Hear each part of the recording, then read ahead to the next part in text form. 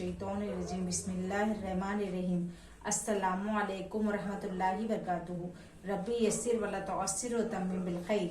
आज हम पढ़ेंगे हरफ जर। हरफ जर किसी इस्म का मुकाम या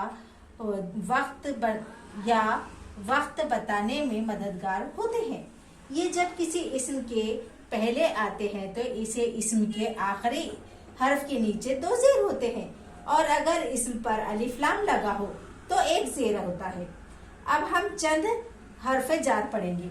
हरफ जर फी यानी में और अंदर के लिए आता है, मिन यानी से, अला यानी ऊपर, फौखा फौखा के मायने है ऊपर, अला के मायने भी ऊपर है, फौखा के मायने भी ऊपर है। अन यानी से मुताल्लिक बारे में, बी के मायने है साथ, और माँ के मायने भी साथ है। ली और ल तरफ, और ली और ल लिए के लिए आता है। इला तरफ तक। बैना बैना यानी दरमियान। इंद इंद यानी नजदीक और पास के लिए आता है। आज के लिए इतना ही, आगे के एपिसोड में आपको बताऊंगी।